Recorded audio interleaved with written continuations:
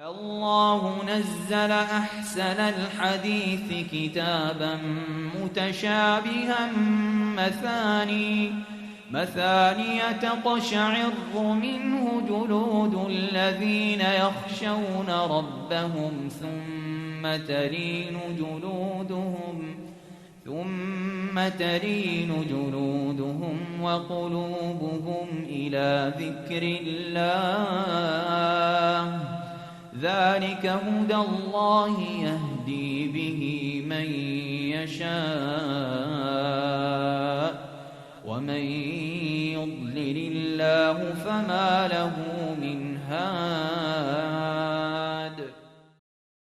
الحمد لله رب العالمين والعاقبة للمتقين والصلاة والسلام على سيد الأنبياء والمرسلين نبينا محمد وعلى آله وأصحابه ومن صار على نهجه إلى يوم الدين.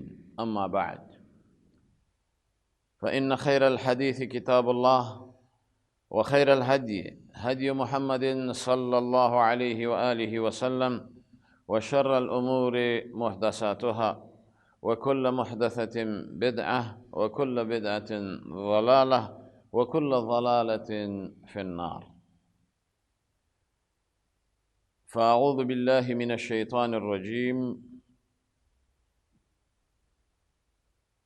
والعصر إن الإنسان لفي خسر إلا الذين آمنوا وعملوا الصالحات وتواصوا بالحق وتواصوا بالصبر. ډیرو قدرمنو عزتمندو مشرانو، کشرانو، ځوانانو او مسلمانانو ورونو، السلام علیکم ورحمت الله وبرکاته. زمونږ او ستاسو د دې درس عنوان او موضوع ده البدعه واقسامها. بدعت او د هغې ډولونه. اول دا پیژندل پکار دی چې دا بدعت وایي څه ده، لغوي معنی او اصطلاحي معنی. بدعت دا ماخوذ دی د بدعنا او بدع و بدعت نو پیدا شي ته وایي. عربان بدعت د لغت په اعتبار سره ویل کیږي الاختراع على غیر مثال سابق، چې یو شی پیدا کی او نو پیدا وي او مخکې څه مثال موجود نه وي، نو دا شی بدعت دی. لغوي معنی هم په قرآن کریم کې استعمال شوی. الله سبحانه وتعالی فرمایي بدیع السماوات والارض، الله پیدا کوونکی دی د اسمانونو او د ځمکو. نو د دې معنا دا ده چې الله مخترع السماوات والارض، اختراع یې وکړه د اسمانونو د ځمکو چې مخکې د دې مثال نه و. مخکې اسمانونه نه و، اسمانونه یې پیدا کړ. ځمکه نه وه، ځمکه یې پیدا کړ. نو ځکه الله سبحانه وتعالی بدیع دی. یا په بل ځای کې الله سبحانه وتعالی فرمای، حکایت کوي وما كنت بدعا من الرسل. نبی کریم صلی الله علیه وسلم فرمای زه ناشنا او نوی نه یم د انبیاو نه چې ما نوی نوی مسلې راوړي دي. ځکه چې دا څوک بدعت کوي نو هغه بدعت مخکې مثال نه وي او مخکې څه اصل نه لري. نو دې د وجې نه په معنا لغوي کې ناشناوالي ته، نو پیدا ته، هغه ته بدعت وایي. بلکې دا بدعت کله کله علما هغه داسې تقسیموي چې یو بدعت دی فی الدین او یو بدعت دی للدین.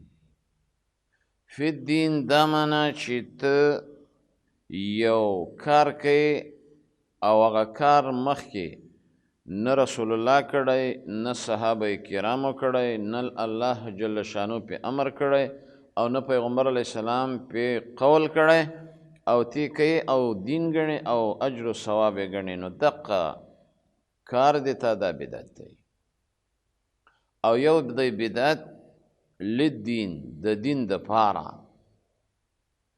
او هغه ته مصالح مرسله وای، هغه بیا حرام نه دی، هغه بیا جایز دی. لکه نن سبا دا مدارس جوړول شو، د دې د هیئت او شکل آبادي جوړول شو، دا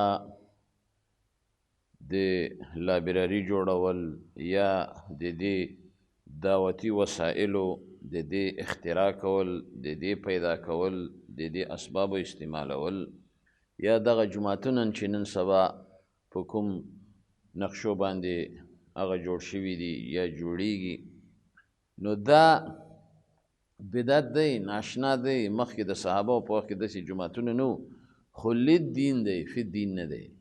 دا یو جایز کار دی، یو روا کار دی. او یا داسې مونږ ویلی شو چې دا بدعت دا قسمونه لري، ډولونه لري. په دې اعتبار کله یو بدعت وي او هغه ته بدعت وایي، هغه د قول سره تعلق لري، هغه ته قولي بدعت وایي. لکه دا بدعت د هغه ډلو ټپلو او د فرقو باطلو، لکه مقالات د جهمیو، د معتزلو، د رافضیو، د قدریو، د حروریو او د دې متصوفو. نو دا هغه بدعات دي، ویناګانې په بدعاتو مشتمل دي، او ځینې پکې د شرک درجه لري، ځینې پکې د معصیت درجه لري، ځینې پکې د کراهیت درجه لري. نو ځکه په دې اعتبار دا بدعت ډولونه لري. یا یو د بدعت په عبادت کې، د مثال په طور بندگی کول د الله دی بما لم یشرعها، چې الله هغسې په شریعت سره امر نه ده کړی، په هغه کیفیت سره امر نه ده کړی، په هغه صورت سره امر نه ده کړی، او یو سړی بندگی ده کوي د الله خو په شرعي طریقې نه، نو دا یو قسم بدعت دی. یا یو بدعت په کیفیت کې وي، په صفت کې وي، لکه الله سبحانه وتعالی موږ له امر کړی ذکر کوئ، تلاوت کوئ، دعاګانې غواړئ، خو یو سړی را لګېږي هغه په دې ذکر و اذکار کې د ځانه اذکار جوړوي، د ځانه کیفیت پکې جوړوي، د ځانه پکې تعداد جوړوي، د ځانه پکې یو هیئت جوړوي. د مثال په طور جماعت ډله جوړه شي، په اجتماعي طور سره ذکر شروع کی، الله شروع کی، لکه د دې صوفیان.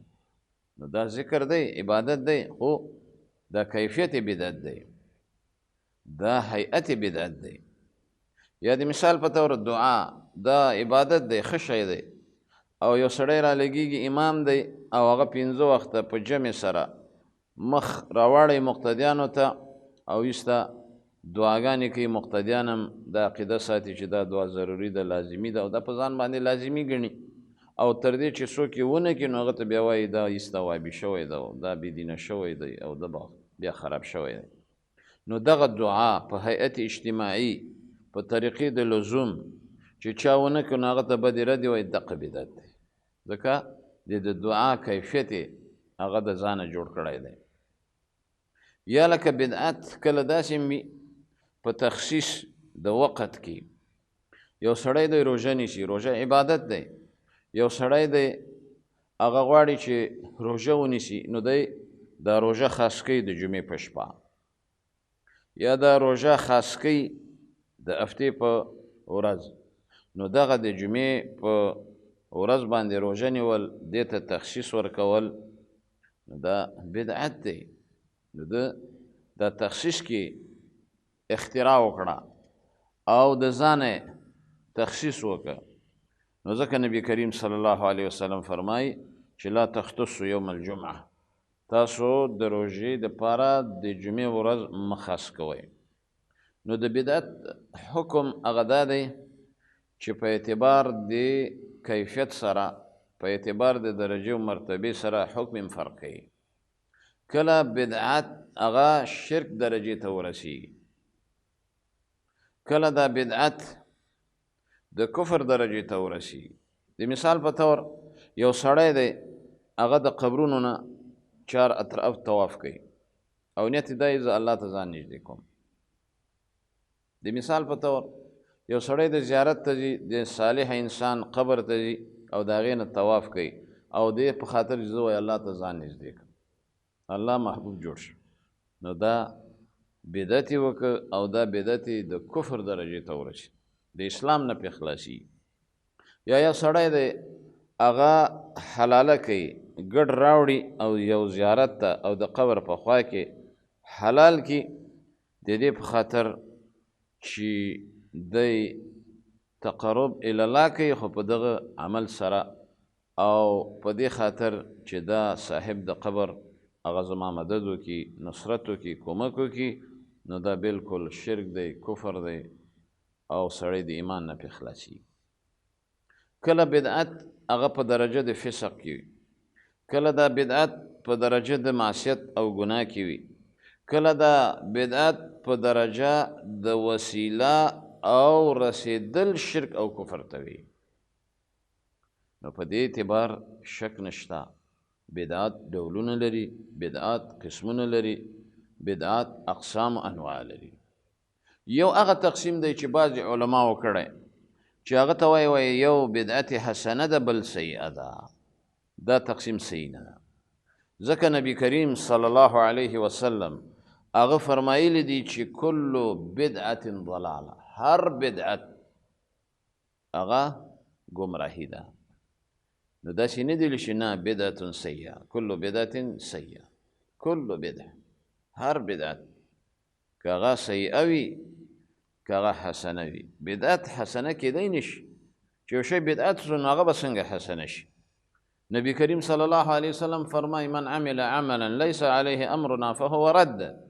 یو چا یو عمل وکړه او عمل هم داسې عمل وکړه د عبادت په نیت، د طاعت په نیت او د اجر د ثواب په نیت چې هغه د الله نبی نه ده کړی او دا یې کوي، دقه بدعت دی. یا من احدث فی امرنا هذا ما لیس منه فهو رد. یو سړی دی په دین کې نوې طریقه ایجادوي، نوې سلیقه ایجادوي، کیفیت ایجادوي، هیئت ایجادوي او هغه دین ګڼي، ثواب ګڼي، اجر ګڼي، دقه بدعت دی. د دې وجې نه نبی کریم صلی الله علیه وسلم فرمایلی دي فإن كل محدثة بدعة وكل بدعة ضلالة. د صحیح مسلم حدیث دی. هر نو پیدا په دین کې دا بدعت دی او هر بدعت گمراهی ده. امام مالک رحمه الله د دې آیت په تفسیر کې لیکلی دي، الله سبحانه وتعالی فرمایي اليوم اکملت لكم دینکم واتممت علیکم نعمتي ورضیت لكم الاسلام دینا. نن ما دا دین مکمل کړی د کم په اعتبار د کیف په اعتبار، دین کامل دی او دا ما ستاسو دپاره غوره کړی یم دی. وایي که یو سړی هغه رالګېږي او ایسته په دې دین کې بدعت کوي او بیا وایي هغه ته دی بدعت حسنه وایي، نو هغه ځکه وایي من ابتدع فی الاسلام بدعة ثم یراها حسنة فقد زعم ان محمدا صلی الله علیه وسلم قد خان الرساله. چې دی وایي چې دا ښه شی دی او ما ایجاد که او زه دین ورته وایم ثواب یې ګڼم ما له به الله اجر راکوي، وایي دا داسې مثال لري لکه چې د عقیده ده چې پیغمبر اسلام خیانت کړی، ځکه پیغمبر نه صبوت نشته، هغه نه دی ویلي او دا یې کوي، معنا هغه دین پټ کړی، هغه تقصیر کړی په دین کې. او حال دا چې پیغمبر علیه السلام پوره دین موږ او تاسو ته بیان کړی، یا ایها الرسول بلغ ما انزل الیک من ربک. پیغمبر علیه السلام په دې مکلف و چې دین ورسوه خلکو ته، هغه رسولی ده او دې کې شک نشته. پیغمبر علیه السلام هیڅ یو شر او هیڅ یو ضرر نه دی مګر امت یې ترې ایرولی او هیڅ یو خیر نه دی مګر امت یې هغه له تشویق کړی. نو ځکه نبی کریم صلی الله علیه وسلم فرمایي من سن فی الاسلام سنة حسنة فله أجرها وأجر من عمل بها بعده من غیر ان ينقص من اجورهم شيء. که یو سړی په دین کې داسې یو ترویج د سنت د طریقې د یو خیر ښېګڼې وکړي، هغه لره به الله په دې اجر ورکوي، او څومره خلک چې په هغې عمل کوي هغه اجر به دله میلاویږي بغیر د دې نه چې د هغو د اجر نه څه کمی وټ کټ پکې راشي. ومن سن سنة سیئه، او که یو سړی راولګېږي یو بده طریقه رایجه کړي او بیا دی ایسته پې عمل کوي، دې نه وروسته بیا نور خلک پې عمل کوي، نو هغه لره به هم دا بوج د ګناهونو یې سزا یي، او څومره خلک چې په هغې چلیږي. نو دې وجې نه د خیر ښېګڼې ترویج پکار دی، نه د شر، نه د ګناهونو، نه د فسق، نه د فجور. یو سړی د جومات جوړ کړي، مدرسه جوړه کړي، د حلقې تاسیس وکړي او مرکز جوړ کړي، د دعوت دپاره داسې یو قنات جوړ کړي لکه دغه د پیغام ټي وي یو قنات، او یو ډېر د خیر کار دی چې په دې سره الله سبحانه وتعالی ډېر مسلمانانو ته خیر پرې رسوي، قرآن حدیث اوري او مسایل هغه ګوري ویني، نو دا په هغه سنت حسنه کې راځي. او که یو سړی راولګي هغه سینما جوړه کړي، هغه د فسق و فجور مرکز جوړ کړي، هغه د ګډا او د نڅا دپاره یو مرکز جوړ کړي، هغه شرابخانه جوړه کړي، هغه د فلمونو او د ګانې بجانې دکانونه جوړ کړي، نو څومره خلک چې د هغې نه استفاده کوي د ده پکې ونډه او برخه وي. نو ځکه نبي کریم صلی الله علیه وسلم فرمایي چې ځان نه چابي د خیر جوړه که او د شر چابي د ځان نه مه جوړوه. نو مؤمن مسلمان مفتاح د خیر وي، نه مفتاح د شر. نو دې وجې نه بدعت دا یو ډېر عظیم جرم دی، ډېره لویه ګناه ده. نو همدغه وجه ده چې نبي کریم صلی الله علیه وسلم یو حدیث کې راځي فرمایلی دي چې کله ورځ د قیامت شي، نو په دې وخت کې به نبي کریم صلی الله علیه وسلم په حوض کوثر یا نهر کوثر ولاړ او خلکو له به اوبه ورکوي. نو دې وخت کې به څه کسان راسي، پیغمبر علیه السلام به هغه له وګوري، وبه پېژني چې دا زما امتیان دي، غرن محجلین، تندي به یې پړه کېږي، لاسونه به یې پړه کېږي، خپې به یې پړه کېږي، او په دې معنا چې اودسونه یې کړي، منځونه یې کړي، ملایک به ورته ودرېږي، پاټک به ورته واچي، نه به یې راپرېږدي چې دې خوا راشي. پیغمبر علیه السلام به ووایي اصیحابي اصیحابي، دا خو زما ملګري دي، دا خو زما امتیان دي، دا دې ولې راپرې نه خوسته؟ هغوی به ورته وایي چې یا رسول الله انک لا تدري ما احدث بعدک، ته نه یې خبر چې دو ستا د مرګ نه وروسته څه نوي نوي کارونه یې کړي، بدعات یې کړي، خرافات یې کړي، خزعبلات یې کړي، رواجونه ایجاد کړي په دین کې، او هغه ته به یې دین ویلې.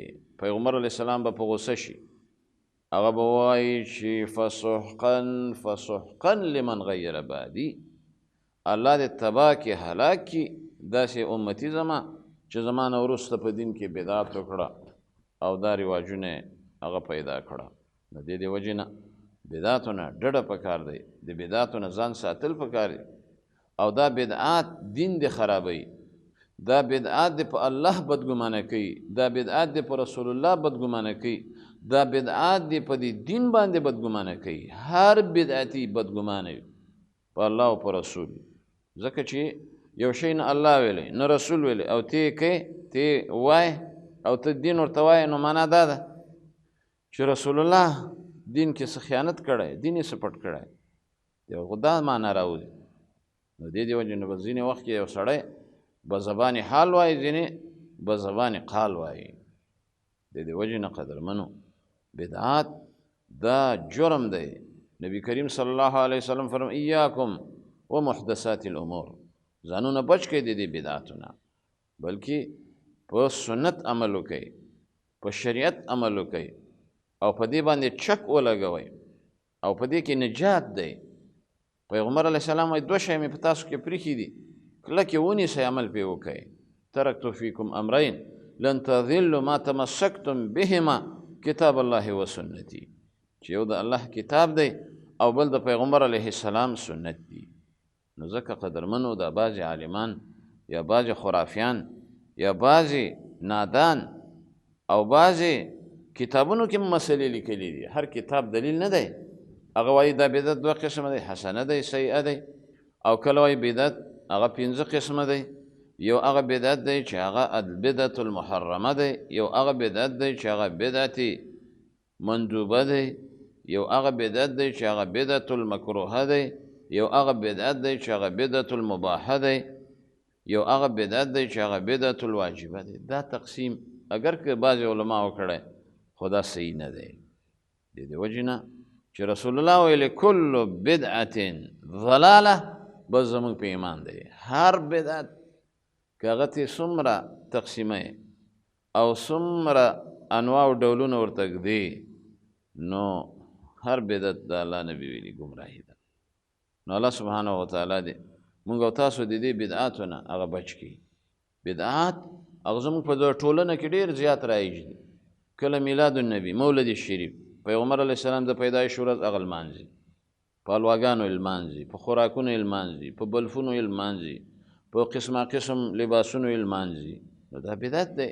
که دا ښه شی وای، سنت وای، نیکۍ وای، ښه طریقه وای، نو په دې وخت کې به د الله نبي په خپل ژوند لمانځلی و، صحابه به لمانځلی و، او خلفای راشدینو او تابعینو، تبع تابعینو. چېرته په 4مه صدۍ 5مه صدۍ کې په عراق کې یو پادشاه درباري علماو دا شی ورته رایج کړ. الله سبحانه وتعالی دې موږ او تاسو په دین حقه باندې عاملین جوړ کړي. اللهم ارنا الحق حقا وارزقنا اتباعه وارنا الباطل باطلا وارزقنا اجتنابه. والسلام عليكم ورحمة الله وبركاته. الله نزل أحسن الحديث كتابا متشابها مثاني تقشعر منه جلود الذين يخشون ربهم ثم تلين جلودهم وقلوبهم إلى ذكر الله ذلك هدى الله يهدي به من يشاء ومن يضلل الله فما له من هاد